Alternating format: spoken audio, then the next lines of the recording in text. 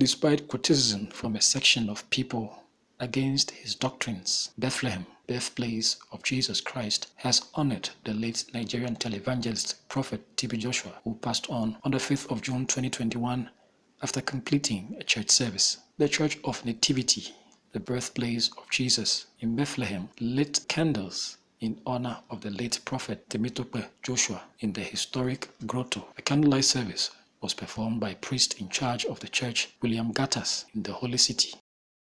Since the passing of the popular televangelist, there has been significant increase of over 500,000 new subscribers on the official Facebook page of Prophet TB Joshua. A statement released by the church said, quote, "More than 1 million online tributes from across the world honor the man who touched every level of society. All across the world, from Bethlehem to Russia to Pakistan, candlelight vigils were held in his honor," unquote. Meanwhile, the leadership of the Synagogue Church of All Nations has chosen the spouse of the late Prophet TB Joshua, Evelyn Joshua, to take over the ministry since there was no succession plan. Feelings, self-pity, pride, excuse has no place in our walk of faith with God.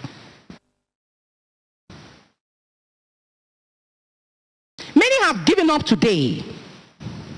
They have surrendered because they listen to the voice of opposition, voice of oppressors, aggressiveness, intimidation that reminds them of who they are in the eye of the world. They listen to voice of fear, doubt and unbelief, voices that reminds them of their inadequacies, their weaknesses and limitations. And because they could not see beyond what the situation at hand suggests, all they could see before them is failure, no hope, no future. They panic. An aide to the church leadership said, quote, "Someone had to take charge immediately and give spiritual direction in the mode of service continuity. So much spiritual efforts went into Scoan, and it cannot just waste away," unquote. He said Mrs. Joshua will take over the reins of leadership after the burial of her husband, adding that there was no pastor trained to succeed him. "None of the pastors were trained to succeed him. I would have known if any exists. For now, the wife has taken charge," unquote. Mrs. Joshua, who is also one of the senior pastors of the Scoan, has confirmed that the funeral and burial of the televangelist will take place in Ikotun in Lagos from the 5th of July to the 11th of July in the church.